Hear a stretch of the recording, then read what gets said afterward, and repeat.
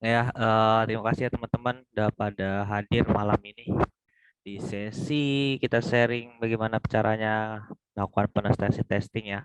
Yang kemarin kan kita nggak sempet tuh sampai exploit kan ya. Ada beberapa kendala kemarin.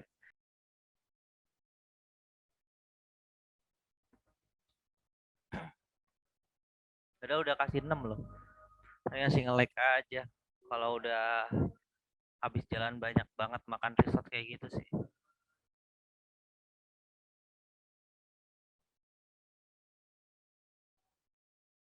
Targetnya kita ganti kayak yang ini. Yang sebelumnya kita clear dulu, kita ulangin lagi. Tadi salah. Sebenarnya sih bisa aja cuman nggak masuk ke pembahasan kita.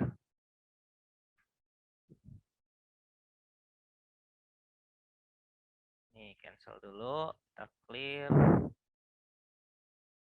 Ini biar offset. Oke, kita mulai ya. Kita ulangin lagi dari awal. Misalnya kalian dapat IP sekian ya, terus kalian harus ngecek dulu informasinya. Oh ternyata ini kayak gini ya, kayak sebelumnya pakai web Elizer.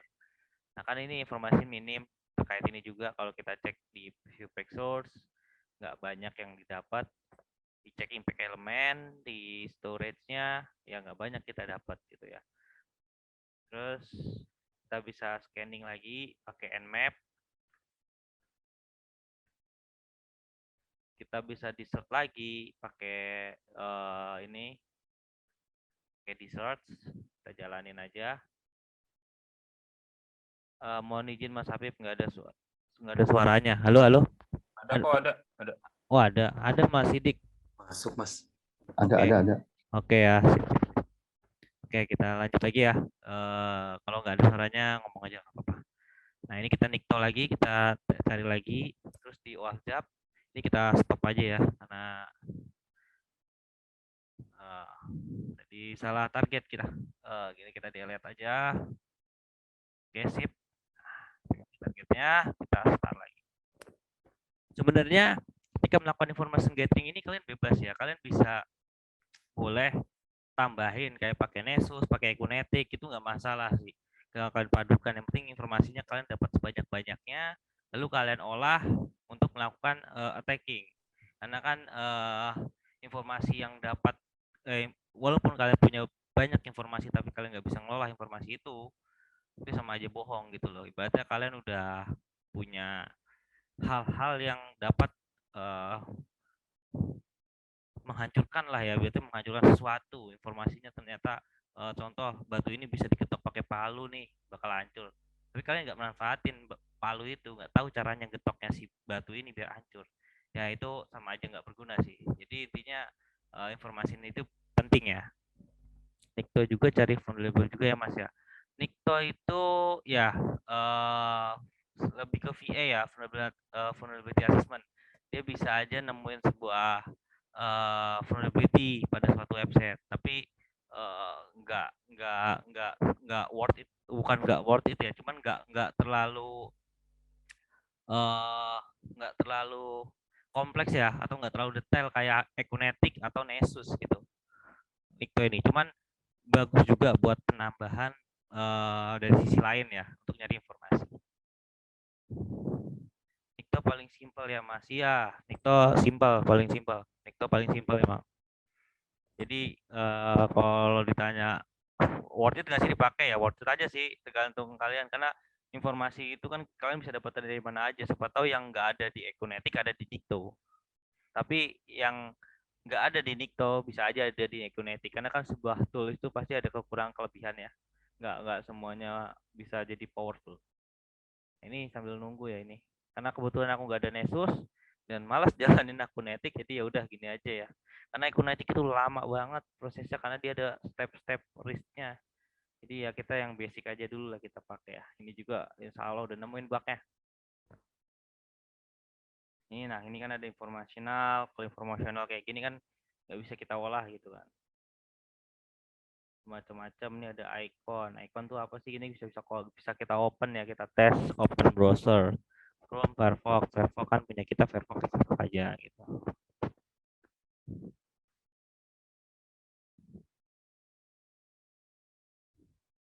ini cuma gambar doang, logo, icon. Kalau kita hilangin, masuk nggak sih suatu folder? Nggak ada, berarti nggak ada hal yang wow gitu ya, yang bisa kita cari informasi lagi. Cuma dari indeks masih ini masih lama ya. Di sini ada informasi apa nih?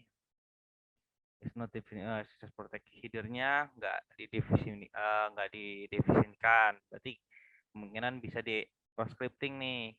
Cuman kan nggak ada tempat yang buat cross scriptingnya, kayak entah itu form, entah itu parameter yang bisa diinjek gitu kan ya. Ini CGI-nya nggak ada. Mas, kalau kita scan di bug bounty, apakah kita nggak dianggap sebagai penyerang? Kalau dianggap sebagai penyerang sih bisa aja. Tapi kan tergantung baik lagi ke tujuan kalian ya. Misalkan kalian lagi scan, tapi tujuannya itu mau ngelamporin kalau ini mah ada kerentanan, bukan memanfaatkan. Kalau kalian udah scan dimanfaatkan, ya itu yang bakal malah jadi parah gitu kan. Sebenarnya sih semuanya tergantung tujuannya ya, kurang lebih gitu. Soalnya banyak bug hunter, bug bounty itu kayak gue ngetes web inilah, padahal web itu nggak open bug bounty. Tapi ketika dia melakukan reporting yang secara profesional dan secara itu membantu, bukan memanfaatkan bug itu, malah dia dapat reward. Contoh, aku waktu itu juga di tiket.com itu nggak open bug bounty, tapi aku report aja bug yang aku temuin, dapat reward. Di Aguna Course juga dapat, padahal dia nggak open bounty. Lalu di Travelio dapat. Intinya kalau kalian melaporkan sebuah temuan itu ya, mereka pasti welcome sih harusnya. Kecuali kalau orang, ada mungkin beberapa orang ya yang pernah aku temuin di teman-temanku, ada beberapa orang yang dilaporin, dikasih tahu kalau ini loh ada bug, malah dia kolot gitu loh. Karena kita kan juga kan melakukan itu kan pakai tenaga, walaupun emang resikonya sih emang kayak gitu karena kita nggak izin. Tapi kan ya mau gimana lagi ya, sebenarnya sih kalau dilihat dari sisi baiknya kita membantu ke mereka ketimbang mereka kebobolan atau kena blitz kan. Dari sisi buruknya yaitu mereka bisa balikin apa yang kita lakukan. Tapi sejauh ini sih sekarang tuh buat kayak gitu sih itu oke sih, nggak terlalu wow banget karena banyak orang yang dukung malahan kayak itu. Misalnya kalian dilaporin juga nggak bakal sampai dituntut-tuntut itu, karena waktu itu buat pernah kan ada yang laporin bug di KPU, ternyata banyak yang dukung dan nggak jadi ditangkap ya. Soalnya bug bounty ini sih emang kayak gitu sih, kalau kalian random ya emang kayak gitu kurang itu, tapi ya kalau nggak dicoba kita nggak bakal tahu rasanya. Kadang tuh dari IT security kayak gitu, kalau kalian nggak ngerasain nyobain jelek ya, kalian nggak bakal tahu alurnya orang yang melakukan jelek ini tuh gimana. Kadang kan butuh analisa kayak gitu ketika ada detektor. Detektor itu ya yang bukan malware ya. Kalau yang malware udah agak berat itu. Kalau yang APT gitu. Maksudnya kayak ada orang defense, pasti kan kalian tahu alur orang defense ini ngapain. Biasanya show off.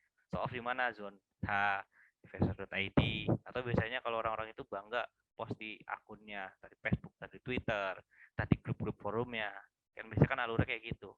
Kalau di Indo ya, kalau di luar kan agak beda sih kayaknya. Ya, kurang lebih gitu sih. Karena banyak kan orang-orang pentester ya, setahu aku kebanyakan. Bukannya itu, kebanyakan tuh pasti orang-orang yang pernah ngerasain jadi diffuser, carding, atau hal-hal lainnya ya. Nah ini baru sama sini doang ya. Cuman aku nggak ngajarin kalian buat kesana ya, itu cuman sharing aja. Lebih baik nggak ngerasain hal yang jelek. Cuman kalau mau coba-coba buat mau bak antar apa-apa ya, udah aku kasih lift target, itu bisa dicoba sih. Tinggal di report aja, yang penting jangan dimanfaatin hal yang buruk. Soalnya yang aku kasih lift itu ada bug critical. Kalau kalian bisa nemuin ya. Jadi lumayan tuh kalau misalnya dapat sertifikat, atau ya syukur-syukur lah dikasih achievement. Kalau nggak dikasih ya cuman kasih terima kasih, nggak apa-apa. Sengaja kan ngerasain, oh ngapor bug tuh kayak gini. Udah tahu reportnya tuh yang bagus kayak gini, kayak gitu. Karena kalau kalian nggak coba nggak bakal tahu rasanya. Cuman diceritain doang kan. Nah ini tungguin aja ya. nggak lama, kita cuma dapat informasi dikit ya. Pertama dari dessert cuma dapat ini, terus ini cuma nggak dapat apa-apa di sini ya. Ini masih loading aja gini. Sini ada HTTP metode yang diizinin tuh get, head, post sama option ya. Berarti put itu nggak bisa. Kadang kalau ada namanya metode put itu diizinin suatu website, kalian bisa nulis script langsung jadi di website. Gitu. Itu bisa jadi vulnerability juga. Cuman jarang sih website yang izinin nulis put di website karena bahaya. Kita bisa naruh apa aja ke situ. Ini loadingnya agak lama nih. Sabar ya. Ini didapat apa aja nih. Cuma informasional aja ya, nggak ada yang hal yang bisa kita manfaatkan ya. Ini cross domain dari Firefox malah. Ini kita nargetin apa sih? Kok Firefox ya nongol ya? Sudahlah, biarin. Ini nggak ada informasi yang itu ya. Kita tinggal nungguin ininya nih. Apa? Nmap nih, kita tinggal lihat hasil dari Nmap-nya tuh apakah ada yang bisa dieksploitasi atau apa ada informasi lainnya.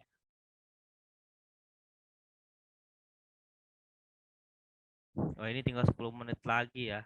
Aduh, gini kalau Zoom gratisan gini. Nah, nanti kalian bisa join ulang ya. Nanti aku bikinin ya roomnya.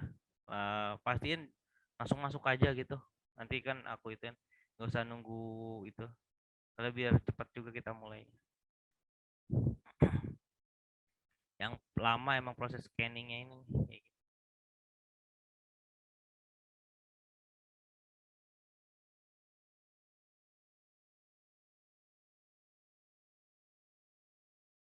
Tunggu dulu. Lama nih. Sambil nanya-nanya silahkan ya. Sambil nungguin ini. Nmap ya lama. Kalau mau nanya silahkan.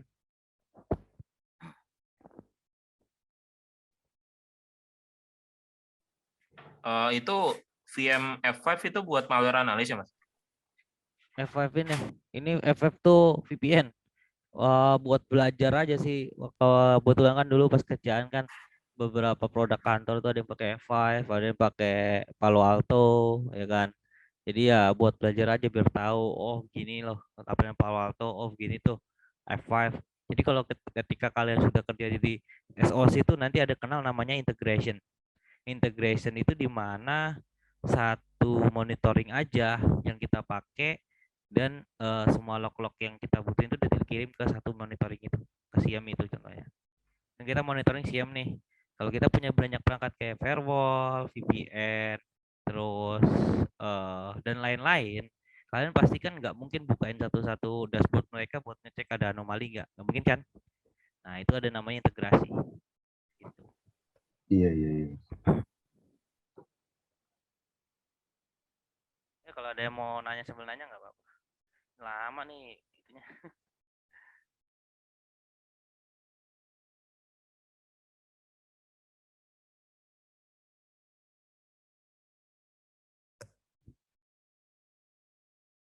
F5 ada license-nya Mas? Nggak ada. Itu aku cuman ngambil yang udah versi lawas banget ini, yang udah tersebar di internet yang gratis. Ini juga Palo Alto-nya. Kalau versi yang baru pasti ya beli dulu license-nya. Trial males juga makanya. Dari hasil Nmap tahu mana vulnerability-nya pasti gimana Mas. Itu namanya nah, kan ketika information gathering terus kita mau tahu nih yang mana yang bisa dimanfaatin mana yang enggak, itu ya namanya kita harus namanya ngecoba setiap kemungkinan. Jadi misalnya oh ini ada bla bla bla bla, kita tes dulu nih bener enggak, jadi ngevalidasi. Nah ketika validasinya berhasil, oke, berarti tinggal kita hajar lagi nih gitu kan, kayak nyiapin weaponization-nya dan lain-lain ya, sampai kita bisa ngexploit gitu sih. Jadi kita nggak bisa langsung nebak aja, oh vulnerability di sini ya, kagak. Kita pastiin dulu, kita tes-tesin aja setiap port itu di mana vulnerability-nya. Makanya prosesnya lama. Ini udah jadi ya. Ini udah jadi, udah kelar ya. Ini udah kelar di sini. Ini kalau kita catat ada kita dapat apa aja sih portnya di sini. Biasanya ada port 20, port 20, 80 dan 80 ya. 80 ini kita dapat informasi kalau dia app Tomcat. Oke, kita giniin aja deh biar enak kopinya. Ini ada lagi nggak sih bawahnya? Ada ya. Di sini ada information, sample, manager HTML upload. Oke, tapi ini unauthorized, nggak bisa diakses. Oke, nggak apa-apa. Jadi kita ke atas, kita copy aja ini informasinya, kita taruh sini. Nah, kita dapat informasi kayak gini ya, 3 port ini. Nah, port pertama itu yaitu 80 ya. Kalau langsung SSH itu nggak, kalau logiknya SSH kita mau exploit SSH itu minimal kita harus tahu username-nya dulu. Kita dapat username. Kalau kita secara random melakukan brute force username dan password itu butuh waktu sampai jenggotan dan ubanan kalau WordPress-nya nggak sesuai. Karena kan kita nggak tahu dia bikin passwordnya apa, username-nya ribet apa enggak. Nah, kalau port 80 kita udah dapat info kan cuman kayak gini. Berarti nggak ada lagi yang hal yang harus kita coba kan. Nah, satu-satunya sekarang yang mesti kita coba adalah port yang 8080. Berarti tinggal kita tes. Nah, di sini ada tampilan begini ya. Ini ada Tomcat 7 common. Di sini ada informasinya masih begini ya. Nah, dari sini kita coba lakukan lagi namanya information gathering. Kita cari lagi nih information gathering-nya. Dari ini, terus dari, nah ini cancel aja karena udah nggak ada apa-apa. Terus kita juga di sini.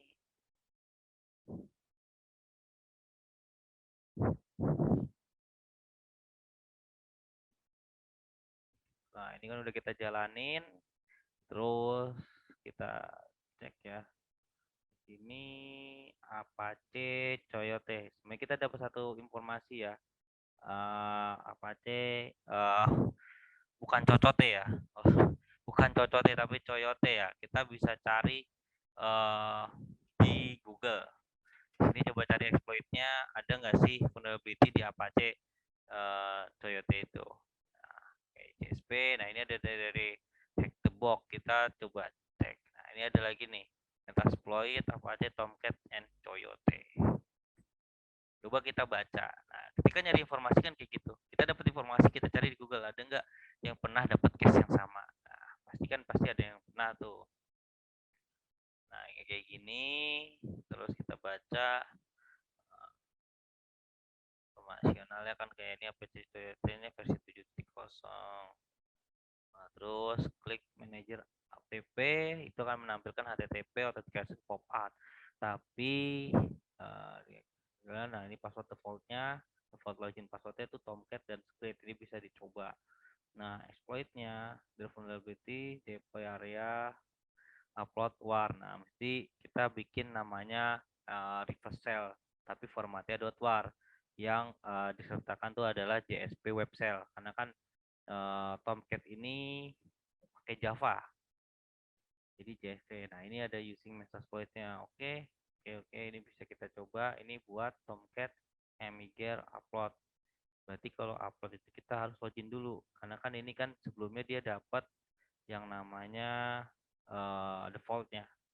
Default username langsung tampil gitu. Nah, kita coba cek yang ini juga. Informasinya apa? Tomcat Recon. Scanner. Oke, sebenarnya nggak jauh beda ya. Ini ada recon, di scanner, pakai Tomcat MGR login, deploy, upload. Oke, berarti itu bisa dicoba. Kita lihat dulu di sini ada nggak? Di sini ada manager nih, yang tadi buat login. Coba kita tes. Ini kita tes. Ada login, ada loginnya. Nah ini bisa kita tes nih dengan ini Tomcat terus script ya. Coba kita tes. Kadang tuh beberapa website walaupun dia sudah ganti password, tapi dia masih nyimpen yang namanya default password dari installationnya. Nah itu kan bisa jadi sebuah weak password ya yang dia kesalahan human errornya lah gitu. Kenapa dia nggak ngapus password yang udah default itu dan ganti passwordnya dia aja, bukan bikin jadi dua admin. Nah itu kan hal yang berbahaya ya. Nah itu perlu kalian cari-cari juga, kadang default passwordnya apa sih, bisa di try nih, bisa coba-coba gitu. Nah, ini coba kita coba sih, bisa nggak sih gitu ya. Nah, ternyata nggak bisa nih pakai Tomcat script. Oh nggak bisa nih, kita cancel aja. Di sini nggak ada information ya, ada Tomcat, ada script, nggak bisa kita pakai nih. Ini bener nggak sih tulisan topik itu? Aduh, maksud script bener sih script ya. Ini Tomcat nggak bisa ya, nggak bisa. Berarti user passwordnya nggak bisa pakai itu. Nah, terus kalau nggak bisa gitu, kita bisa nyoba brute force sih. Kita bisa nyoba brute force. Ini ada file, ada doc kayak gini. Coba kita tes dulu. Kita kalau ini misalnya nggak ada lagi, kita bisa tes brute force. Ini tinggal 1 menit lagi sih ya. Aku buat langsung aja ya. Ini aku stop. Aku buat langsung room baru aja ya. Kalian langsung join aja ya, biar kita bisa lanjut bareng, biar gak auto mati ya. Oke?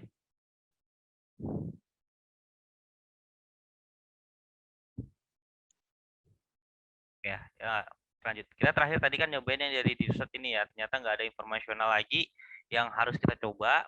Kita bisa lanjut coba karena kita dapat informasi kan ya. Di sini Apache Toyota, di sini kan satu-satu. Kita bisa tes. Kadang tuh versinya aja itu tuh bisa menjadi sebuah itu ya, sebuah informasional yang bisa kita cari. Ada nggak sih vulnerability yang ada? Kan kadang CVA itu kan pasti up to date ya. Yang baru-baru itu kita bisa itu aneh. Kita bisa juga pakai yang dari Nmap ini. Kan ada tulisan tuh Toyota Engine. Ini bisa kita cari juga misalnya ini. Nah, ini nggak jauh-jauh beda tuh kan, larinya ke sini, JSP file output dan lain-lain ya. Nah, pertama, case kita di sini adalah kita nggak bisa login. Kita sudah mencoba default, ternyata nggak bisa. Nah, kebetulan di Kali Linux tuh ada Metasploit yang support buat brute force Tomcat. Apache Tomcat ini. Apache Tomcat ya. Support buat brute force ini dan sudah ada word list ya. Misalnya kalau kalian nggak tahu, kalian bingung, kalian bisa cari aja Apache Tomcat brute force login Metasploit. Nah, kalau nggak bisa kalian nggak tahu di Metasploit, kayak gini aja, terus login. Nah, ini banyak ya, bisa pakai tools, bisa pakai apa ya. Nah, bisa pakai Rapid7 nih. Kalau Rapid7 kan udah ke Metasploit, Rapid7 itu biasanya. Ini bisa kita klik aja coba ya. Kalau udah ke Metasploit kan enaknya kita udah ada gitu loh, nggak perlu download lagi gitu.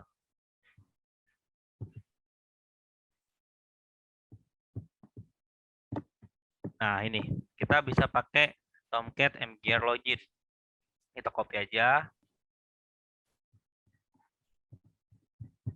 Oh, ini belum ya, belum jalan.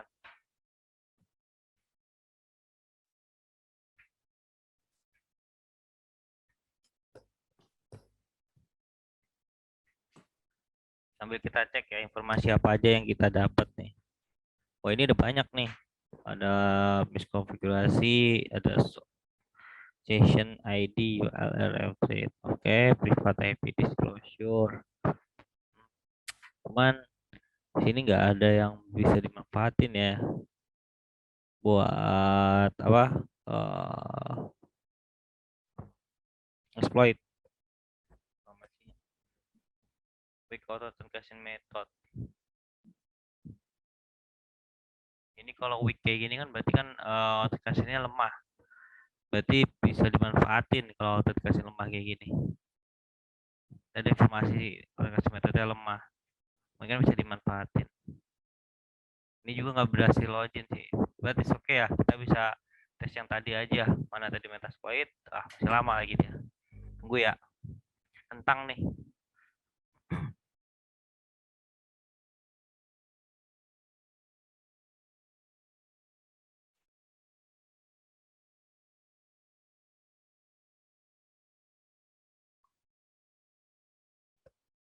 Aman nih.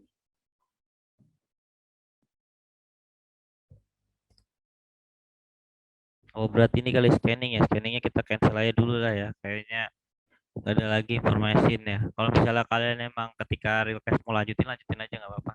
Cuman ini case-nya anak keberatan biar jalan aja cepet. Nah ini udah jalan ya. Yang tadi kan udah kita kopas, kita bisa pakai MGR-nya.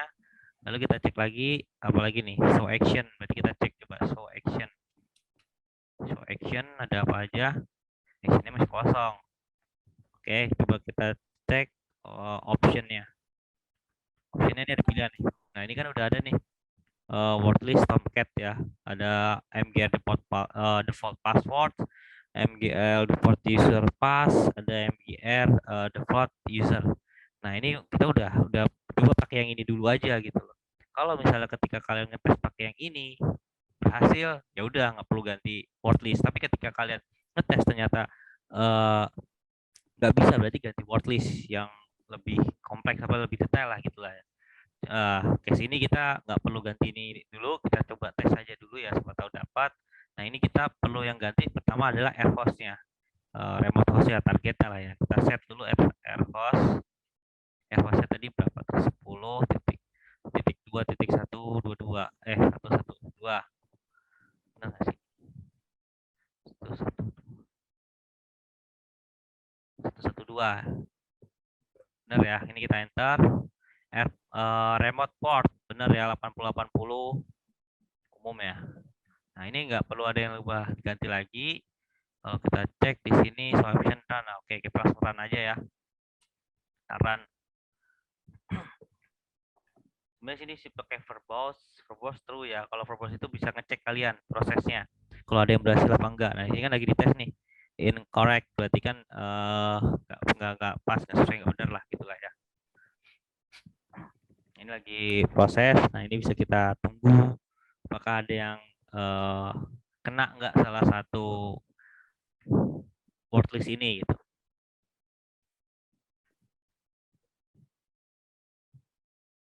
Semoga dapat ya, biar nggak perlu ganti word list lagi gitu.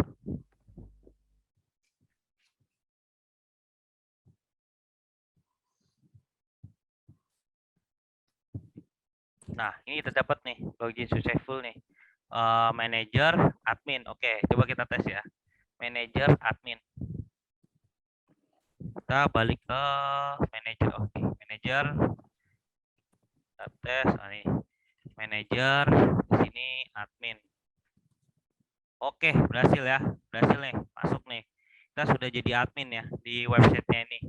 Nah, sekarang kalau kita baca ini kita mesti deployment yang namanya apa?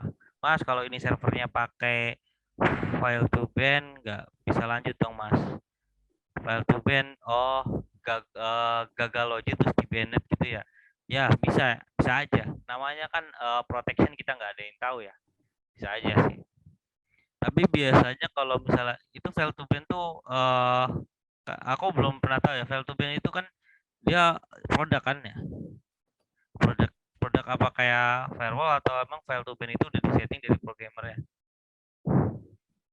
Kalau misalnya udah disetting dari si servernya, bukan dari firewall ya. Kalau dari firewall tuh masih bisa di bypass pakai IP real originalnya. Buat nyari IP original kalian bisa pakai biasanya aku pakai ini sih. Nah ini biasanya kalau aku nyari bug cross scripting terus itu diblok sama Cloudflare, aku nyari original IP-nya. Kalau dapat original IP-nya itu mau kalian hajar sampai berulang kali tuh firewall kelewat sama firewall. Nggak sama WAF ya, maksudnya sama WAF tuh kelewat. Jadi sama Cloudflare itu nggak keblok karena Cloudflare kan beda lagi IP-nya, IP yang dikasih Cloudflare di web itu. Jadi saya pernah lihat kasusnya di Twitter, dia kan situs web itu dia komentar padahal udah pakai kayak Cloudflare sama kayak layanan gitu masih kena karena IP-nya ketahuan langsung gitu ya. Iya. IP aslinya. Bisa. Kena DDoS gitu situ. Iya, emang bisa gitu. Jadi ketika dia diblok sama Cloudflare, misalnya, oh ini udah pakai cara buat bypass pattern-pattern ini tetap nggak bisa. Cari aja real IP-nya, original IP-nya. Itu kan biasanya kan Cloudflare itu kan biasanya kayak ngasih contoh gini nih. Misalnya bentar ya, aku cari namanya Subfinder online.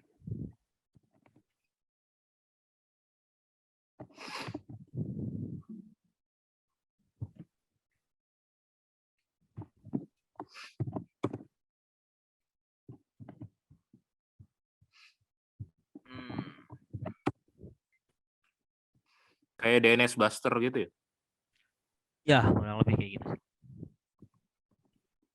Nah, ini yang ini lama ini. Skip aja ini yang.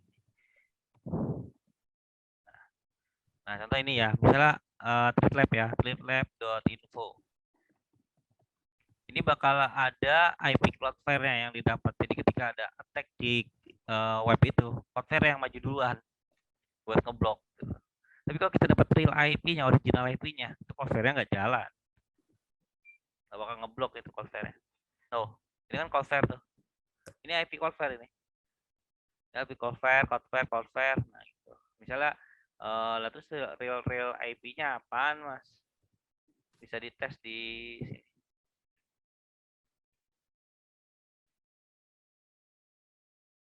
Nggak dapat, soalnya emang aku hidden, jadi nggak bisa dicari IP realnya.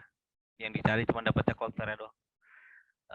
Kalau buat web lain mah bisa sih.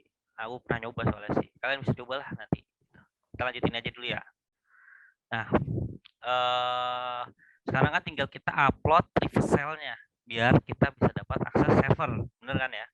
Di sini juga ada informasi sih, Tomcat, Java versionnya, bla bla bla bla. Berarti kan mesti .war ya. Kalau infonya kita dapat di sini, kita mesti pakai .war. Berarti kita mesti bikin exploit. Exploitnya bisa pakai MSP nom atau bisa pakai mgr upload. Nih, Tomcat mgr upload. Nah, ini udah cancel aja. Kita bisa coba pakai Tomcat mgr upload. Nah, kita bisa search di sini. Kelihatan nggak sih yang di bawah ini? Nah, kelihatan nggak? Ya, aku ketik ya. Oke, kelihatan ya. Nah, kita coba pakai use ini. Sebenarnya sih ada pilihannya. Kalian bisa pakai ini atau kalian bisa deploy exploit sendiri pakai MSP nom. Itu ada pilihannya. Kita use kosong, kita option, sini ada interpreter, Java universal ya, mgr target. Nah, ini kan kita mesti masukin nanti tuh HTTP password dan username ya. Ini bisa masukin. Berarti kita mesti set HTTP password. Tadi admin set HTTP user name tadi manager, terus air hostnya kita set tadi 10.1.2.112, terus set airportnya 8080 ya, terus kita set lhostnya pastikan IP kalian ya. Nih IP-nya berapa ya? IP-nya ini lhost, terus kita set mau portnya dirubah nggak apa-apa. Misalnya kalian mau rubah ke portnya 1377, nggak masalah. Kita cek lagi optionnya udah berubah semua ya. Udah berubah semua. Nah, terus coba kita tes exploit.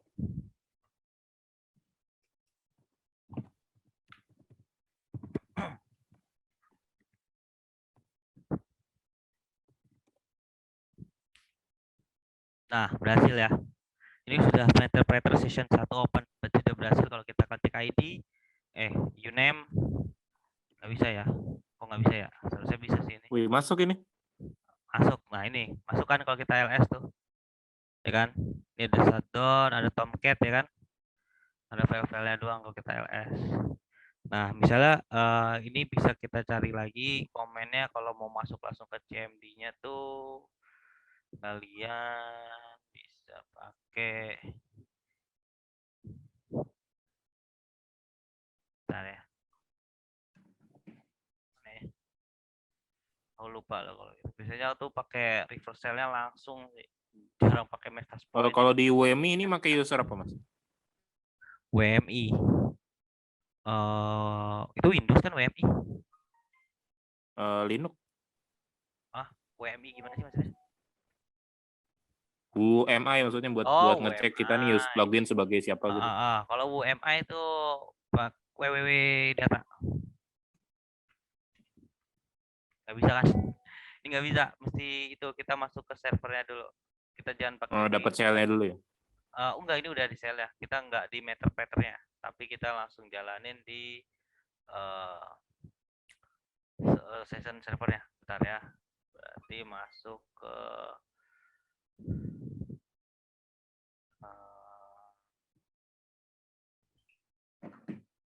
bentar, aku lupa. Checksum sel. Oke, sel. Nah, tuh ID ya, ID Tomcat ya. Kalau kita MI, kita Tomcat 7, seharusnya sih WW data sih masuknya. Cuman sama aja sih ini. Statusnya kayak WW data, misalnya nih, aku /bin/base min i, bisa kan dapat kelihatan jelas di sini ya. Oh, nggak bisa ya, berarti mesti pakai Python nih. Oh, mungkin nggak bisa pakai min base, min sh, tetap nggak bisa ya. Oh, malah nggak jalan. Ini tadi Ubuntu 16 ya? Mana tadi kita dapat informasi apa sih ini? Di web manajernya tuh. Oh iya, benar. Mana tadi? Ya, Ubuntu. Ubuntu berapanya? Gak ada infonya sih. Cuman kernelnya doang nih, 404. Bentar, kita bisa cek sih dari sini. Ini malah mati lagi. Itu di JVM. Mana? Oh iya, Ubuntu 16, benar. Ya, Ubuntu 16. Di web itu di JVM kotak bawah itu yang kedua. Ini. Ubuntu 16. Ubuntu lama ya. Nah, ini malah mati ya. Gak bisa pakai bin base. Bentar ya. Ini bisa kita cancel dulu, tapi kita jalanin lagi terminate channel. Kita terminate channel, no aja deh. Ini bisa masuk ke sel lagi. Nah ini masih ke Tomcat ya. Ini pakai Python, bentar ya. Aku lupa sih komen yang Python itu. So Python PTY.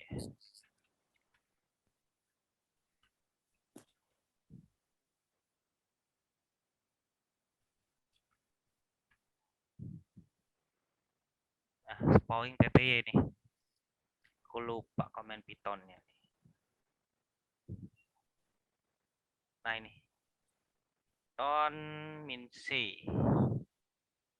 Semoga bisa ya. Oh, nggak bisa. Mungkin pakai min base.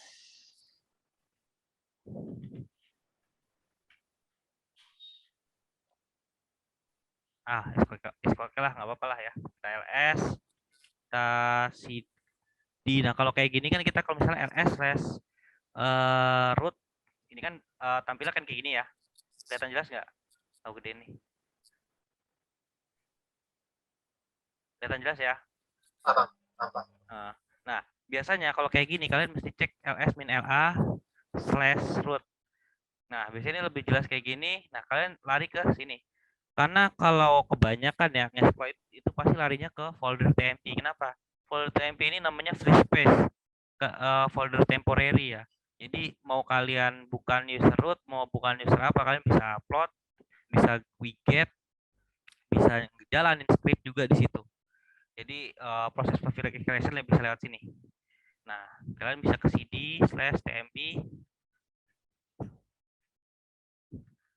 Ini kita ls kan gak ada apa-apa ya. Kita bisa coba cek misalnya sini. Pertama kita cek dulu kita di mana. TMP kan, kita udah di TMP nih, udah bener ya. Nah sekarang perlunya apa sih kayak gini? Nah pertama kita mesti nyari yang namanya informasi terkait web ini, kernelnya apa, kernelnya berapa, versinya berapa, apakah ada informasi lain, atau apakah kernelnya bisa dieksploit apa enggak. Nah, itu kalian bisa pakai yang namanya Linux Suggester. Nah, kalian bisa pakai Linux Exploit Suggester atau kalian bisa pakai namanya LeanPeas. LeanPeas apa LeanPeas ya, lupa aku. LeanPeas tadi bener di Google kayaknya bisa. Tenar. LeanPeas Profilax Escalation Linux GitHub.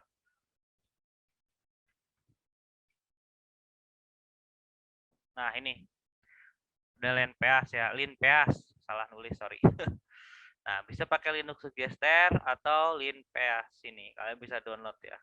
Fungsinya sih apa? Nanti dia bisa ngecari kemungkinan-kemungkinan yang bisa dilakukan verification. Entah itu sudo, entah itu kernel, entah itu tools-tools lain atau package lain yang worth it buat dilakukan verification.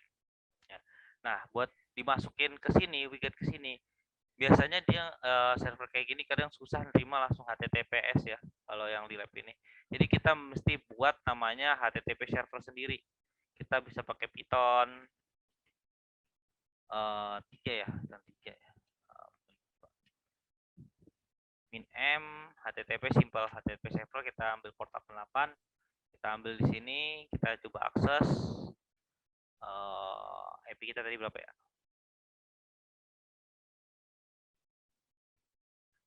Portnya 888. Nah, di sini ada, kita ke dokumen. Nah, aku naruh file di dokumen Linux Suggester ya.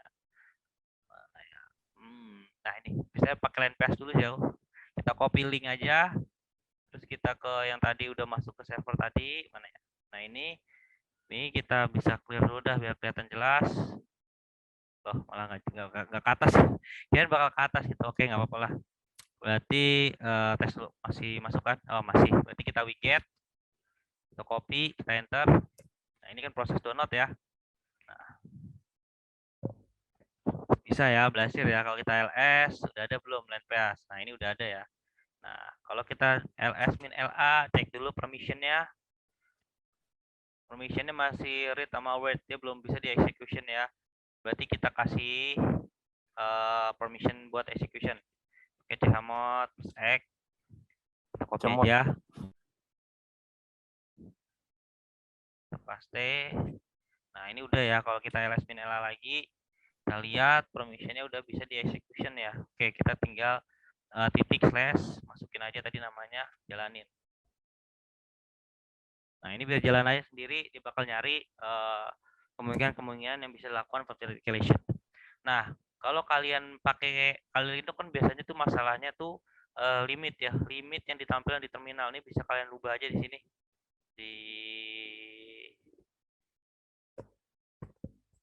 mana ya, lupa aku. Nah, ini di ini history size-nya rubah aja di unlimited stories. Ya, nanti ya itu kita bisa kalian scroll sampai ribu-ribuan lah. Jadi nggak bakal kepotong. Nah, ini kan kasih tahu info-info, misalnya ini loh link ini bisa URL ini bisa dilakukan buat verification ini, cuman nggak 100%, itu bisa 50-50, bisa 70-30%, yang namanya kita harus validasi lagi, kita tes sendiri, kadang nggak mesti bisa. Itu cuma kemungkinan bisa aja dikasih sebuah apa ya namanya ya, masukan, ini coba ini kayaknya bisa gitu kan, kita coba aja validasi, kalau bisa ya syukur, kalau enggak kita cari yang lain gitu.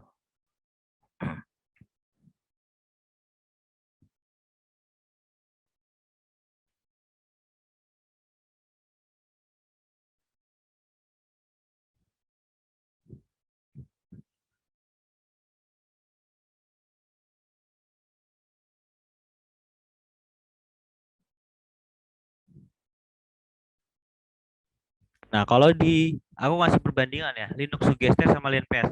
LeanPeas ini detail.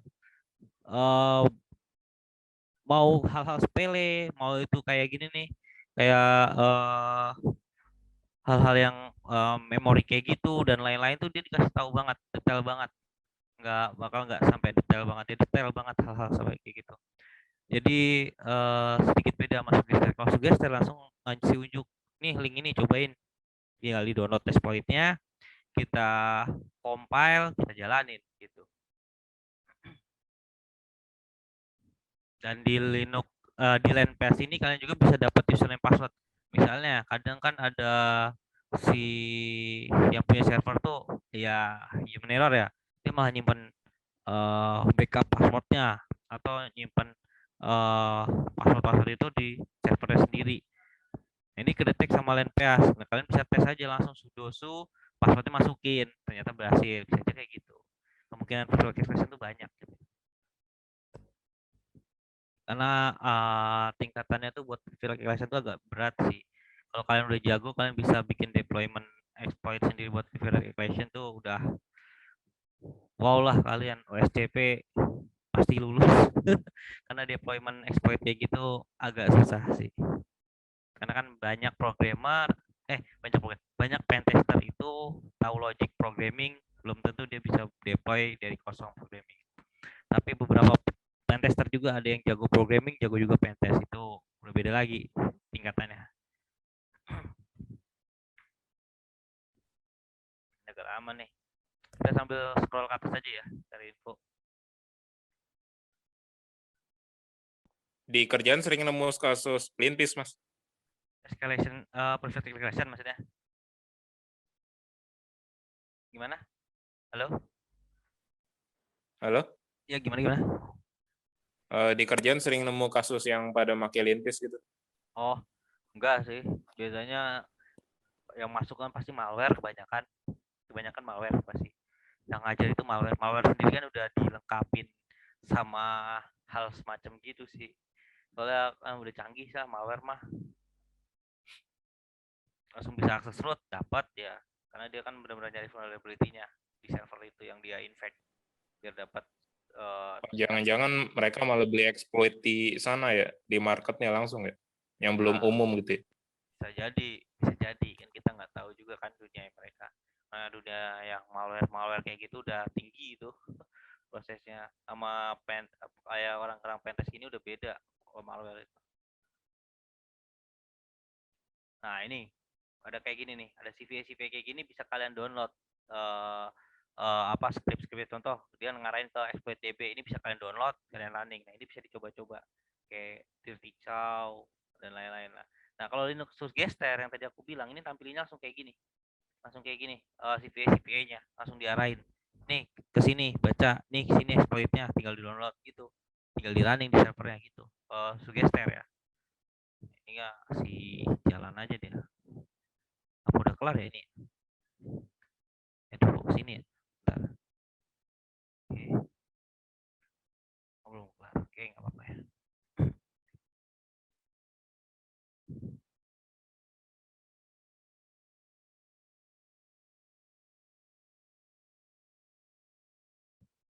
Sambil nanya aja nggak apa-apa. Ini kan kadang diarahin kayak gini nih ke apa? Book hacker tricks. Nah, hacker trick ini bagus sih kalau kalian mau baca-baca project questionnya. Table-nya macam-macam, dia bisa pakai socket, bisa pakai Python, bisa pakai sudo, bisa pakai debug dan lain-lain lah. Ada yang mau tanya silakan sambil nunggu ya, ini agak lama nih. Habis ini kita tes pakai Linux Suggester. Sambil nanya aja, mumpung banyak waktu ya. Iya kan? Iya masih banyak. Ini kalinya versi berapa? Kalinya ini versi berapa ya aku ya? Bentar. Aku ngecek kali itu gimana ya. Ini pokoknya ini kan di sana 2021 Oh itu. satu ya. Tapi ini udah aku update ke terbaru. Oh, udah aku disupgrade ke yang terbaru. Oh cuma nama VM-nya aja. Cuma nama VM itu nggak berubah. Tapi masalah update aku update terus sih, biar nggak ketinggalan. Mas Ibnu, Bubsit mas, Bubsit nanti ya kita pelan-pelan dulu, jangan buru-buru. Karena kalau hal kayak gini aja kalian nggak tahu, terus tahu Bubsit susah juga. Karena pentester itu kan nggak mesti pakai Bubsit juga sih. Banyak tools yang mesti kalian tahu. Mas Ibnu ini ada dendam tersendiri ada Bullshit nih. Penasaran dia pakai bullshit. Emang sih bullshit itu banyak sih bisa dipakai ya. Buat man in the middle di offset ya. Bounty juga banyak sih yang pakai bullshit. Aduh, ini kenapa sih kayak gini? Nah, ini agak lama ya. Ya kita cancel aja deh ya. Oh, banget. No. Kita sell. Jadi, waduh tinggal 10 menit lagi. Apalah ya, nanti join lagi aja ya, oke? Di TMP. LS. Nah, tadi kita udah masuk ke LNPAS ya. Kita coba pakai yang Linux Suggester. Mana Linux Suggester? Linux, nah ini. Pakai yang Linux Suggesternya. Nah, kita wicket.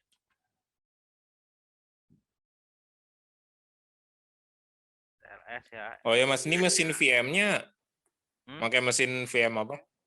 Oh, ini ada untuk sih VM targetnya. lab. Targetnya ada si lab ya lain lah, bukan intinya bukan punya aku, ini punya orang gitu labnya. Cuman nggak apa-apa buat praktek. Jasa VIP. Mas mau nanya kalau update plus update Linux udah otomatis ke versi terbaru tanpa harus download lagi OS dari official. Ya udah otomatis terbaru, tapi terbaru berdasarkan repo ya. Kalau kamu mau ngerubah secara utuh OS-nya tanpa harus download, bisa pakai namanya disk upgrade. Disk upgrade itu tulisannya gini nih. apt. Saran kalau misalnya kayak gitu, asalkan di VM sih aman-aman aja, tapi kalau misalnya di komputer langsung kan kemungkinan ada masalah apa, takutnya nggak bisa booting kernelnya tuh kan. Ya benar. Asal udah pernah nyoba sih, pengalaman tuh sakit itu. Bang, kalau di intinya kalau di kerja itu jangan sembarangan ngupdate. Kadang tuh kan namanya server-server deployment atau server-server yang udah produksi ya, itu kan pasti banyak service yang jalan. Jadi kita nggak bisa asal update. Jadi kalau misalnya kan kalau mau update itu pasti ada meeting dulu. Takutnya ada service yang mati atau service yang nggak sesuai dengan kernelnya dan lain-lain. Kalau kernelnya udah berubah, itu sama aja ganti OS. Biasanya kayak gitu. Nah, ini kita lanjut ya. Ini Linux Suggestor-nya masih belum dapat akses buat execute. Kita kasih lah ya. Pcmod plus X ya buat execute. Nah, kalau udah tinggal kita jalanin aja.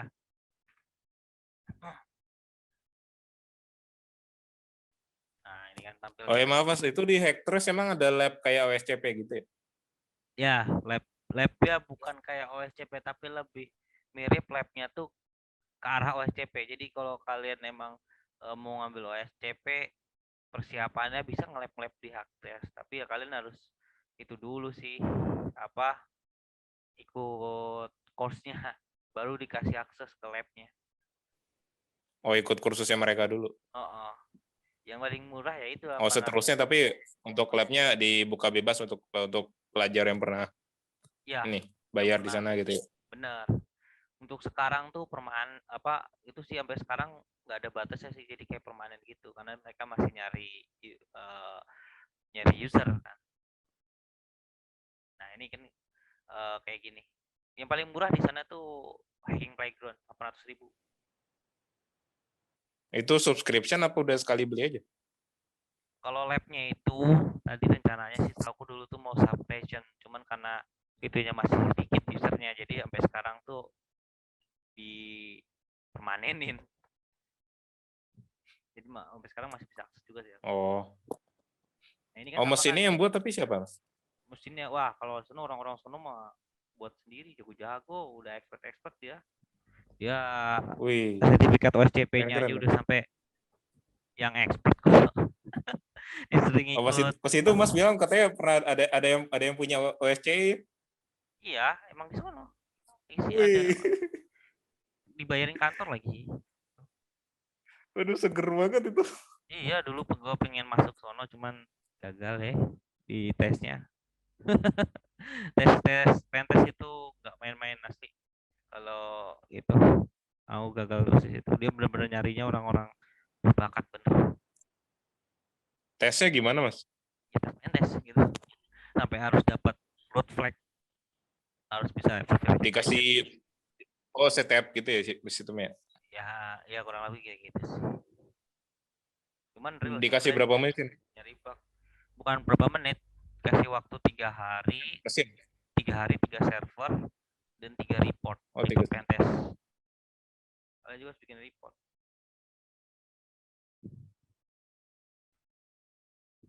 Nah, ini lanjut aja ya kita ya. Bentar lagi ini habis. Nah, 5 menit lagi. Main lah. Nah, ini kan kayak gini doang nih, ya kan? Beda kan namanya tadi yang tadi kan detail banget ya. Ini langsung kayak gini ngarah ke CVE-nya. Nah, ini bisa kita coba-coba, bisa kayak vertical. Nah, ini bisa kita coba nanti ngarahin ke dua ini nih. Seperti itu. Nah, ini bisa kita buka detailnya. Misalnya detailnya itu kayak apa sih? Si DRT ini. DRT ini biasanya emang bagus sih dia tuh buat apa? Profile calculation dan lain-lain ya. Mana sih dia repository-nya? Nah, itu coba GitHub. Macam-macam ya. Nah, terus kita bisa download aja seperti di sini. Mau download via ini apa ini bebas sih. Bisa kita open link. Ini kita kan udah download ya. Kita oke. Nah, ini kan masih berbentuk C ya, berbentuk C apa? Script ini C++ ya kalau nggak salah nih. Atau apa ya gua awal nggak begitu apa sih gini. Nah, ini bisa kita bukan ini bahasa C. Ini kita harus compile dulu menjadi binary biar kita bisa jalanin di sini. Nah, pertama kita cek dulu di sini tuh support GCC nggak biar kita bisa gitu ya. Kita cek aja GCC gini. Nah, compile-nya di terminate ya, nggak bisa berarti nggak bisa nih. Berarti kita cek dulu di sini dia berapa bit. Kita cek di sini 64 bit, berarti bisa lah kali Linux kan 64 bit juga. Ini berarti bisa kita CD dulu ke download tadi. TLS tadi kan mana tuh yang ini ya? 39 ya, benar sih? 39 benar 39 ya. Berarti kita mesti GCC. Oke, jangan lupa ya. Ini dibaca dulu di dalamnya. Kadang di sini ada cara compile. Nah, ini GCC petrit min o. Oke gitu. Berarti kita copy aja. Kita paste. Nah, ininya kita ganti 40. Nah, sip. Bentar. TLS. Ini udah jadi ya, DRT.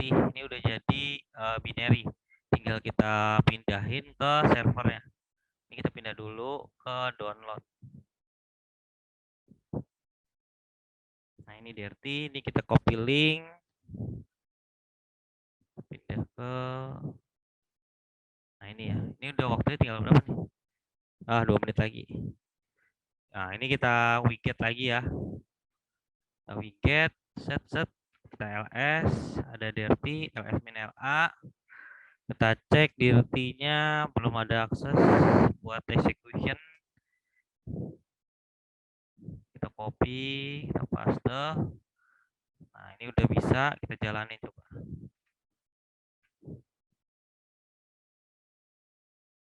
Nggak bisa jalan. Masih Tomcat, berarti nggak berhasil yang ini. Kalau nggak berhasil, kita bisa cari yang lain. Jalan ini bener kan ya? Oh, dirty my new password. Oh gitu. Tapi ini aja kayak gini nggak bisa sih. Coba. Itu nggak bisa. Jadi kita cari yang lain lagi. Ini tinggal berapa menit ya? Nah, ini tinggal 1 menit. Nanti kalian join lagi ya. Aku cancel lagi nih. Sorry ya. Nanti join lagi aja. Oke?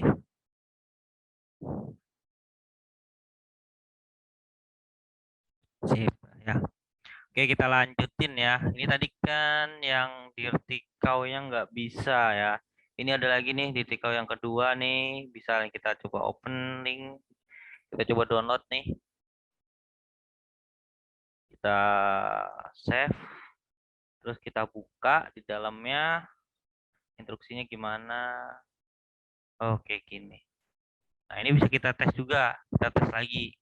Berarti kita tinggal Tinggal jalanin aja ya. Komennya kita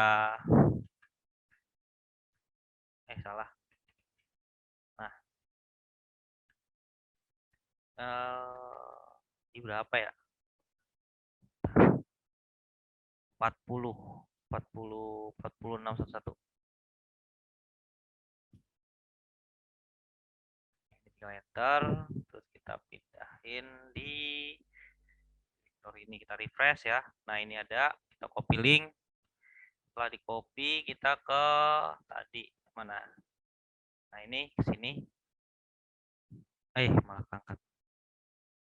Kecil banget ya di situ. Kalau pada piket. Udah ya, berarti kita chmod lagi. Plus X. Ini kita copy. Terus kita paste. Kita jalanin.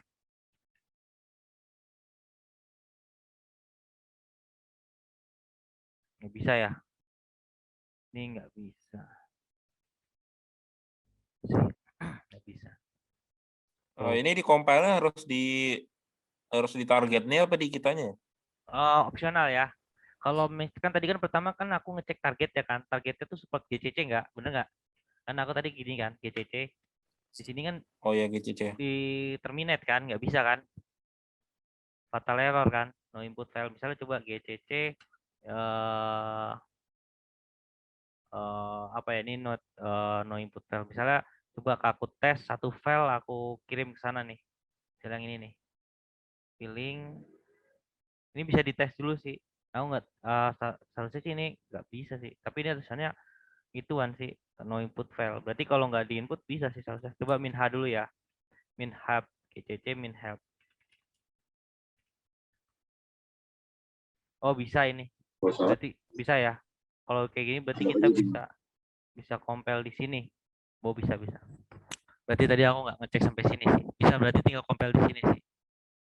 Nah ini gampang lah kalau berarti compile gitu. Berarti kita tinggal download aja filenya. Coba kita masuk ke dirty-cow.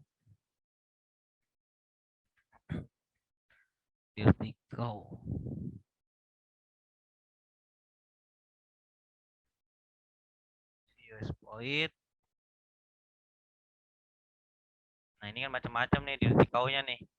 Tinggal milih. Misalnya kita butuh langsung dapat akses root. Read file ke show root. Nah ini bisa coba ini.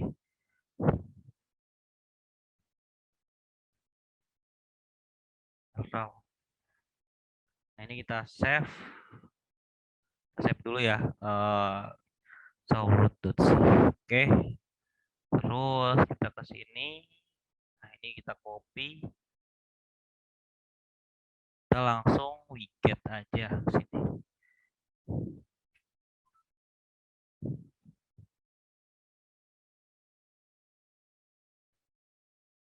Oke ya, udah ya kita ls. Mana tadi ya? Oh ini ada ya. Berarti kita baca dulu nih instruksinya. Kadang tuh mereka compile-nya tuh beda-beda. Di sini cara pakainya, oh ini GCC, oke, kita copy aja, biar nggak lama lah ya. Terus kita paste.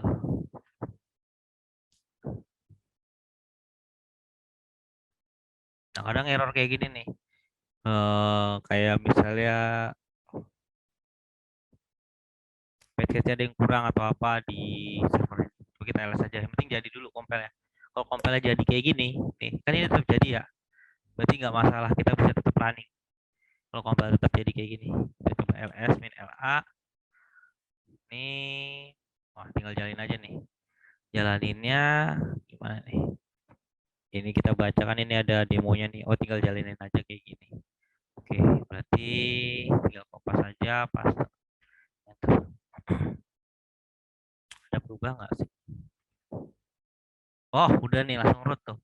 Root ya, kita udah dapat root ya. Kelihatan nggak? Wih, exploitnya jalan. Iya, exploitnya jalan kan. Berarti udah dapat root nih. Kalau tandanya dapat root ini, berarti kita bisa ngakses ke home root biasanya kan. Misalnya contoh cd/root. misalnya ya. Kita ke LS.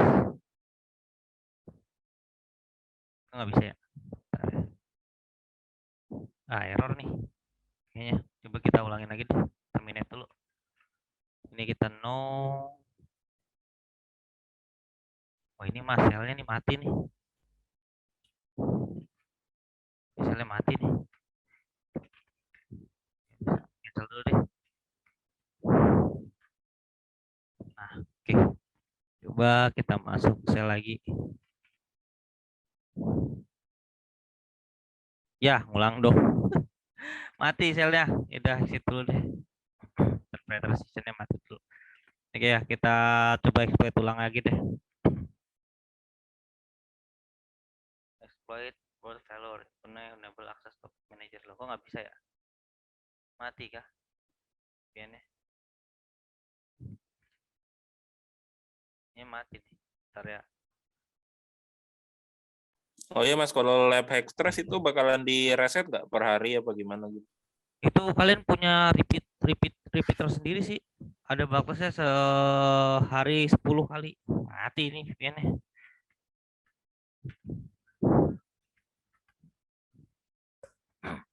Kita ngulang lagi, guys. Bentar ya, sorry ya. Ulang lagi. Nggak masuk ya. Sambil nanya nggak apa-apa sih kalau mau nanya-nanya.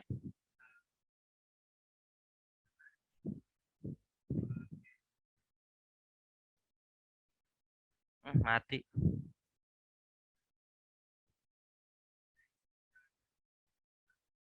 Servernya mati. Oh enggak, jalan sih nih. Jalan kok.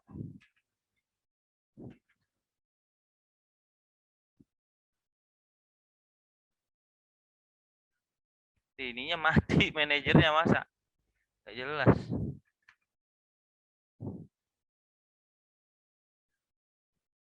Ya sudahlah ya kalau ini error kayak gini. Padahal ini jalan sih sini. Dimatiin dari sana nggak? Harusnya sih enggak ya. Kecuali kalau di sana ada yang itu repeat. Coba kita cek ini bentar deh. Tadi kan di sini mana ya? Saya masih ada exploitnya ya. Ini bisa kita akses sih. Pas kita running, dia jalanin deployment ini. Dia ngupload. Nah ini undepo ini. Apa namanya undepo ya? Enggak sih seharusnya.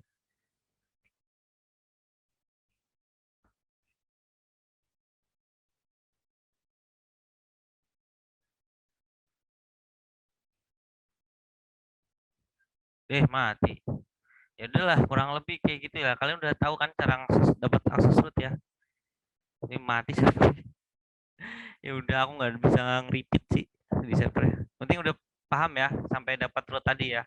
Kita udah dapat akses root tadi nih ya. Jadi ada yang mau ditanya? Ada yang mau diulangi lagi sih. Mati sih. Sambil jalan. Ada yang mau nanya nggak? Oh maksudnya tadi repeat gimana 10 kali sehari? Maksudnya gini. Kan kalau di VirtualBox tuh ada namanya snapshot kan. Kalian bisa balikin ke awal kan? Bener nggak? Oh iya iya. Nah, kayak gitu maksudnya. Dibalikin lagi ketika kalian misalnya berbuat kesalahan nih. Wah, ini malah jadi gue bikin error nih webnya. Ya di-repeat aja, dibalikin semula gitu kan. Oh kita yang request gitu ya? Nanti ada admin yang di sana yang ngurusin gitu ya? Enggak, kalian bisa sendiri. Oh. Enggak perlu request ke admin, udah ada jatahnya.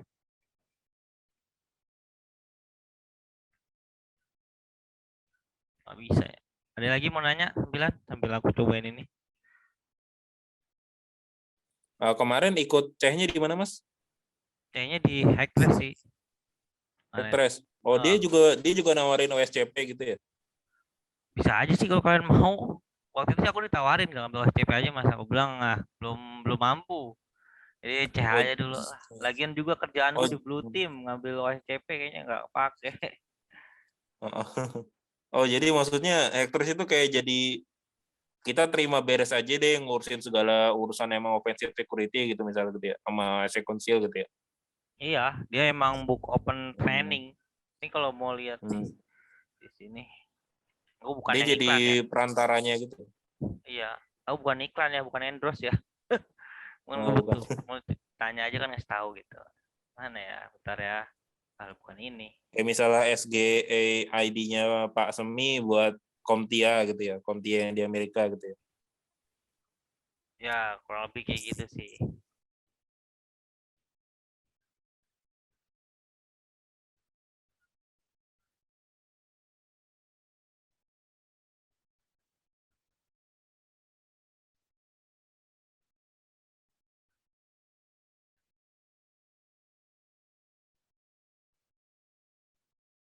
Hackers ini orang-orang komunitas mana, Mas? Aku nggak tahu sama itu orang-orang jago isinya, PTS-nya. Emang konsultan gitu ya, jasa konsultan pentest gitu ya. SOC juga ada, Blue Team-nya juga ada. Hmm. Dia punya server sendiri kantornya. Wih, mantap nih. Iya. Apa pakai cloud ya? Nggak tahu deh.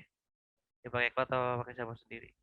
Yang ngajar Om Tom bukan Mas. Ya Om Tom waktu itu aku sih Mas itu Mas Tom. Cuman sekarang ganti-ganti sih. Kadang sama yang lain. Di trennya langsung apa lewat ini? Oh, anak Eko. Langsung sih. Langsung. Langsung.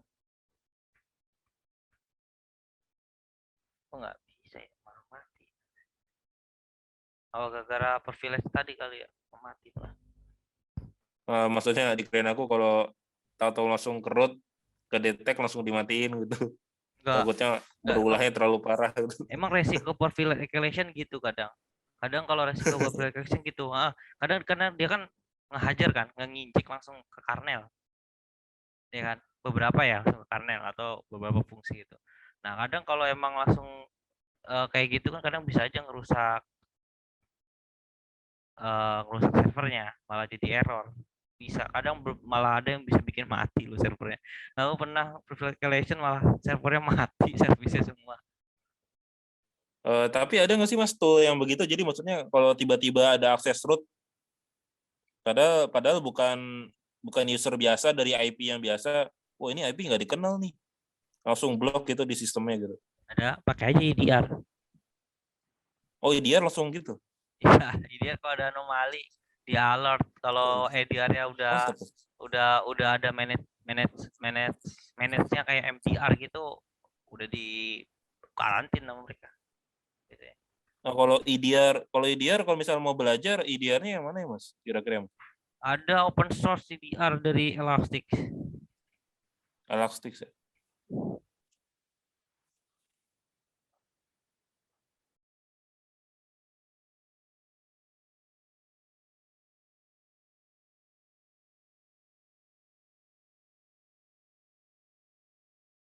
Ini bukan ya?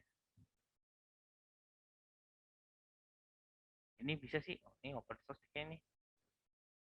Cuman yang Elastic apa ya? Open source EDR Elastic. Tahu kok ada sih Elastic. Waktu itu pernah ada yang make. Oh ini kali ya. Ini endpoint security nih.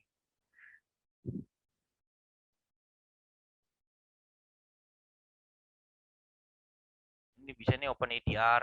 Kalian bisa pakai ini. Tinggal diinstal aja di itu kali di klien kalian. Gitu.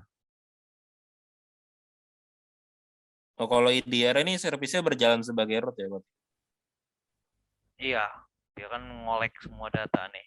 Nih, ini bisa nih. Ini bagus nih. Ini pernah ada yang pakai dulu di LinkedIn. Waktu itu aku pernah lihat bagus nih. Punya Elastic. Buat belajar nih open source Elastic kan pasti gratis kan. Jadi kalau ada anomali langsung detek langsung diblok sama dia. Nih. Ini hampir mirip kayak Carbon Black sih. Itu ada flow-nya juga. Misalnya infeksinya dari apa ke apa terus gimana gitu jelas ini. gimana ya? Bisa nggak ya? Kalau attacker biasanya nargetin EDR nggak mas? Misal agentnya dimatiin gitu biar jejaknya nggak biar nggak dicatat dianya gitu. Jadi kalau mau matiin kayak gitu kan berarti dia harus masuk dulu dong. Nah sebelum masuk aja udah kedetek EDR kan dulu. Kalau itu anomali, ya kan? Oh, asal responnya cepat bisa diinin dulu sama Iya. SOC atau misalnya di boot timnya itu siapa gitu. Kecuali dia udah bypass si EDR-nya gitu. Ketika dia mau exploit, detek EDR langsung di bypass sama dia. Bisa aja. Dia nggak kedetek EDR. Cuman kan itu tingkatannya agak tinggi lagi. Soalnya EDR itu kan AI sama machine learning. Kadang kan masih bisa update sendiri dia tuh deteknya. Itu sih. Ada mau nanya lagi sih? Silahkan. Masih banyak waktu nih kita nih. Nanti aku upload di YouTube. Ini nanti aku coba share di tempatnya Pak Semi kemarin kan Pak. Itu ada yang minta tuh buat cara tahu bisa sampai dapat root kan. Tadi kan udah dapat rootnya cuman servernya malah mati. Oh iya. Ada aja. Oh ya mas, pas lagi sebelumnya yang kata di task ketiga videonya ada di drive mas? Yang tas ketiga kan ada. Yang malware? Oh ada ya? Ada. Tas ketiga dicari aja di tax. Di tax itu ada video 3 kalau nggak salah. Yang Oh, ketiga itu yang tax ketiga. Tas ketiga aku bikin video nggak sih ya? Oh kagak, tas ketiga kayaknya nggak aku bikin video. Karena kan itu buat tes kalian, analisa kali waktu itu. Aku nggak buat video kalau nggak salah. Ada problem kah kalau misalnya bingung? Ya, ngomong aja nanti aku ajarin atau gimana. Oke mas. Nggak apa-apa, santai aja. Ada lagi mau tanya?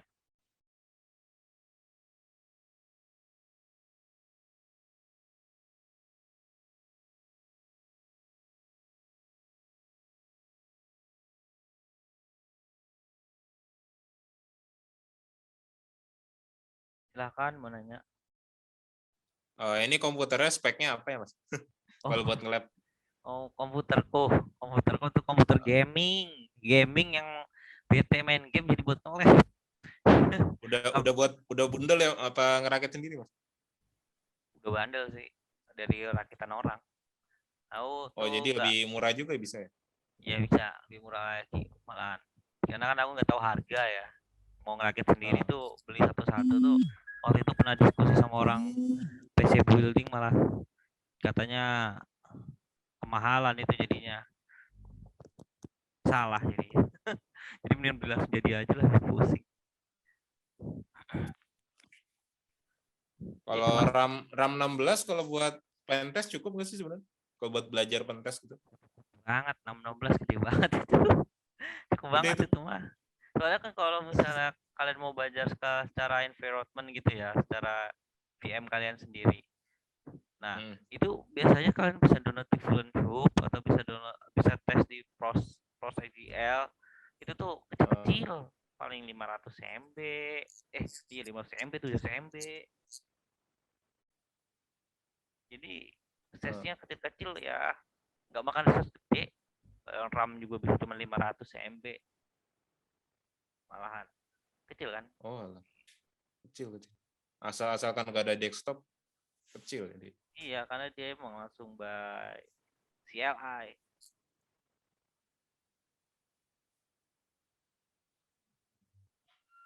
GPU-nya GPU berapa mas? GPU ku 4 Masuk pijat urut. itu 4 giga. Apa? 4 giga kayaknya. 4 giga. Itu kan apa? VGA-nya kan? Nvidia berapa? Enggak Nvidia. Apa? Oh iya, hadiah grafik ya? AMD. Oh AMD. RT. RT. RT ya RT. RT 540. 540 43 sih. Mesin tahun berapa mas? Aku beli tahun 2019. 2020. Oh, 2020. Habis berapa itu? 6 juta. Oh, 6 juta.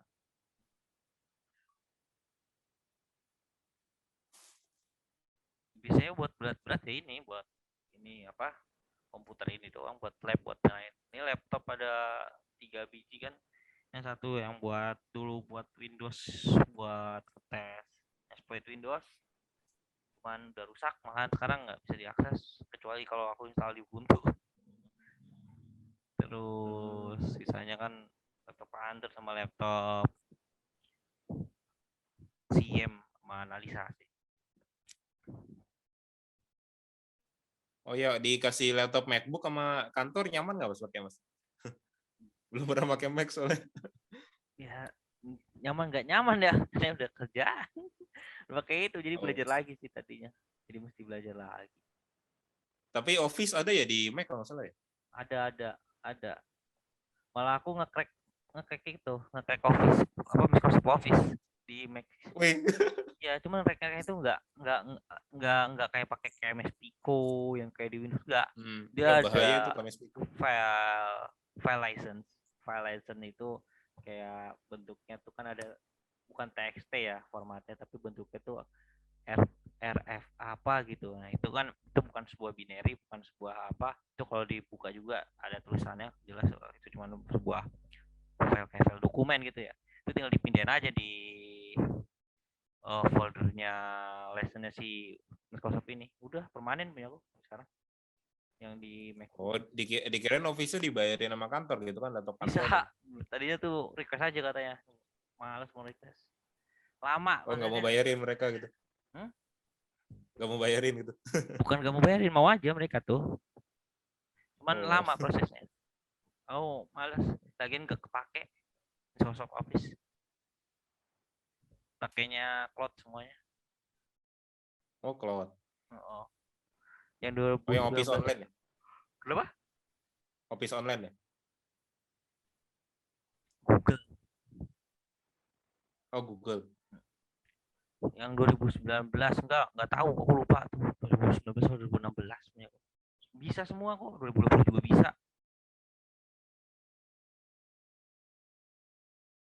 Ada lagi nih mau nanya. Ini sayangnya sudah error, yang penting sudah dapat lah ya tadi ya. Kalian nanti bisa dicek ya videonya yang sampai akses root ya. Tadi kan udah dapat ya rootnya ya. Ini udah sampai situ lah. Nanti kalian udah tahu kan gambarannya, mencarinya, dapat rootnya. Sayangnya servernya malah down. Kacau emang. Udah dapat rootnya malah dicoba mati servernya. Elastic ADR free ya, free itu free. Elastic ADR free itu bisa buat klien-klien sih itu malahan. Tadinya rencananya mau aku buat project itu sama timku. Maksimal berapa host? Enggak maksimal berapa host. Itu ADR itu itu kan ADR kita nginstal ya, kayak nginstal kayak bikin bikin apa ya, kayak SIEM kan gitu kan, ada tampilan development webnya gitu ya. Nah itu kan ada kayak gitunya. Nah nanti ada agent ADR-nya, itu agent ADR-nya mah diinstal berapa host aja, bebas, nggak ada patokannya maksimal berapa host sih setahu kan. Itu free dari itu, kayak Wazoo gitu kan, agent Wazoo kan emang ada maksimalnya ya?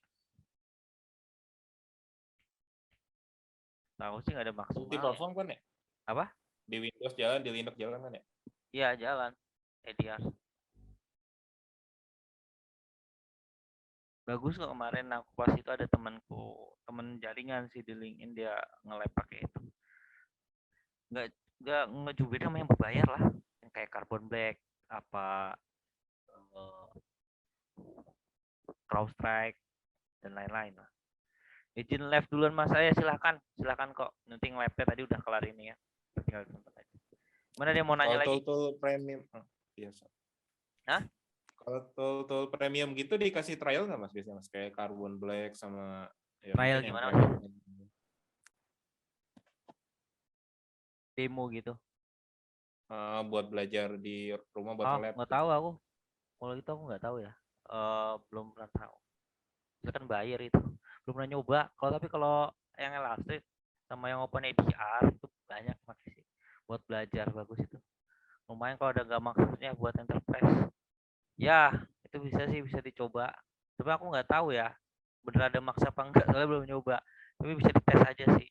Tapi kalau ada maksimalnya juga sih, menurutku ya nggak masalah ya, bisa ditaruh ke perangkat-perangkat yang kritikal ya.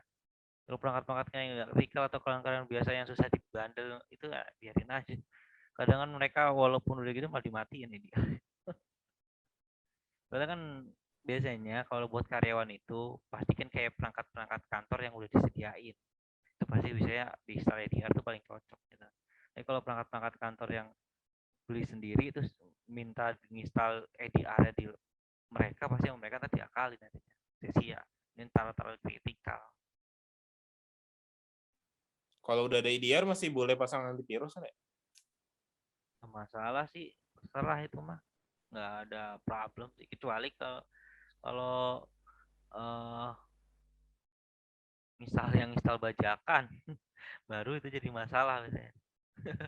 Oh iya. Jadi di blok biasanya itu langsung sama EDR. Bahkan EDR web tuh aktif nangkep nggak ya? Nah, aktif nangkap dari yang anomali gitu nih, filenya nggak bagus nih, langsung dia aktif prosesnya. ya, dia kan udah machine learning sama AI, pasti lah udah aktif dia. Ya sering aku temuin sih gitu. Bahkan kalian kalau pakai browser Brave itu ke detektor, soalnya browser Brave itu ada Tor modenya, Tor browser modenya. Oh Jadi iya iya. sedikit riskan lah. Oh jadi dianggapnya buat akses cyber kriminalnya gitu ya? Iya, takutnya kan biasanya kan karena Tor itu kan banyak banget jalur masuknya malware. Jadi dikhawatirkan gitu sih. Biasanya ngindarin banget sih. Aku ada bawa Brave juga, tahu ada situ di install sama orang itu juga aku nggak pakai. Kayak rumah ya udah. Untuk dari Tor kira-kira bisa langsung diblok nggak Mas, biar service Tor itu nggak jalan gitu, biar nggak bisa ngakses ke jaringan kita gitu. Dari EDR. Ya nggak mesti EDR sih, entah dari Oh, firewall, entah dari apa gitu. Jadi nggak perlu kita ngapa. Jadi kita cuma nyeting awal. Pokoknya kalau dari Tor nggak boleh masuk gitu. Bisa nggak? bisa aja sih kalau buat rules gitu. Sebenarnya sih kalau rules itu nggak ada yang nggak mungkin ya. Seharusnya sih bisa sih kalau dibuat rules gitu. Mau itu rules firewall apa rules apa ya, firewall ya bisa kayak gitu sih ya, nggak bisa keluar gitu. Ya, kurang lebih gitu sih kalau emang bisa dibikin rulesnya ya mah bisa aja sih, tergantung rulesnya sih menurutku. Ya soalnya kalau Tor ini ancamannya bahaya banget, penyerangnya kan bisa dianggap anonim, susah banget pelacaknya gitu. Iya benar. Apalagi kalau VPN bisa jadi mereka katakanlah ngehack satu server lain terus dipasangin program VPN apa, terus mereka malah pakai server itu buat nyerang kita biar nanti yang kecatat ya punya mereka. Nanti kalau Ya, operasi udah kelar, servernya servisnya dihapus semua yang jejak-jejaknya biar nanti server itu yang keblok gitu. ya kayak Bisa. gitulah, banyak banget cara emang dasarnya sih. Kalau blocking DNS gitu biasa dipakai nggak Mas, tekniknya Mas, kalau di kantor gitu biasa? Ada sih, kalau basic kantor pasti ada sih, kayak itu kan blocking DNS itu kan kayak filtering ya, yang ada udah masuk ke di blacklist sama yang enggak kan. Kayak misalnya kayak domain-domain IOC indikator compromise biasanya kan udah dimasukin ke domain blacklist. Jadi kalau ada yang akses via DNS kantor kan biasanya udah diblok otomatis.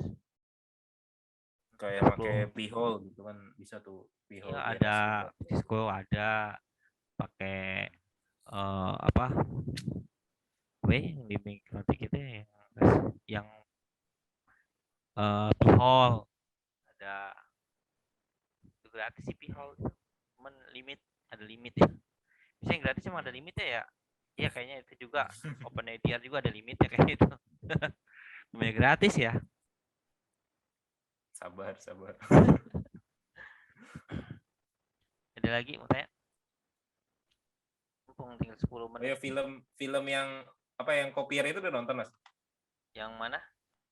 Yang Copier yang cahaya, menyalin cahaya Udah kemarin yang udah aku keren Mas. nonton itu kan buat diwawancarain sama sama orang. Sama Cyberthread. Iya. Ya udah. Dibayarin Iya. dong Netflix. Dia nanya, aku Netflix mah nggak punya.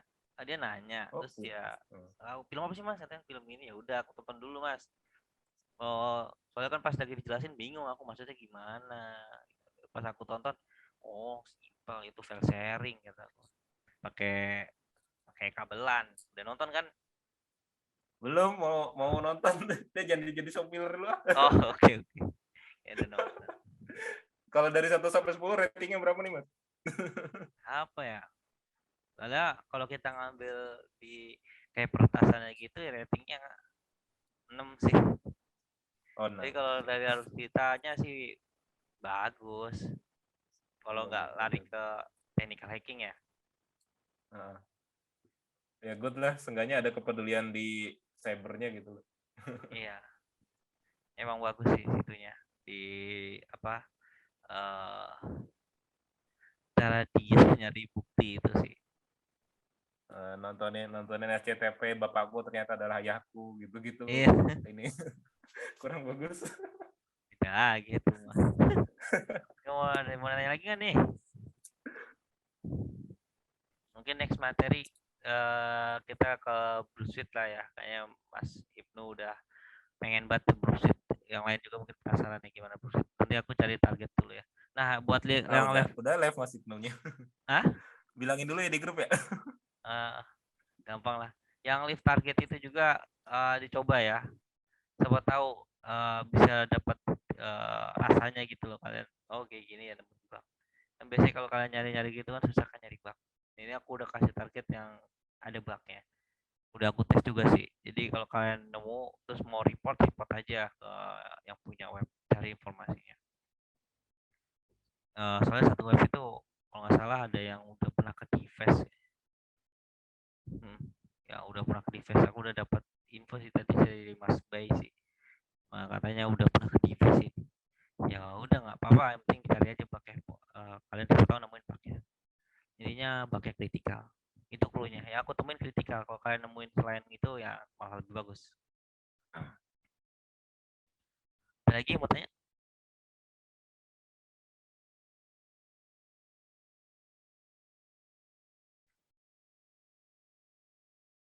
Atau cukup nih?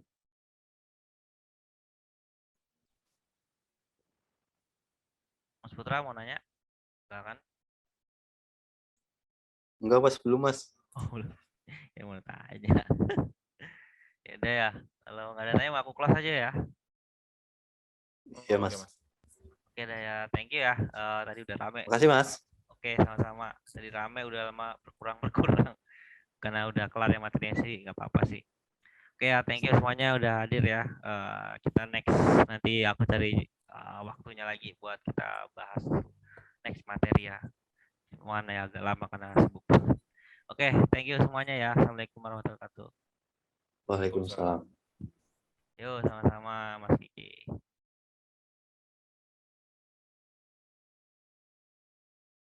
Yuk sama-sama.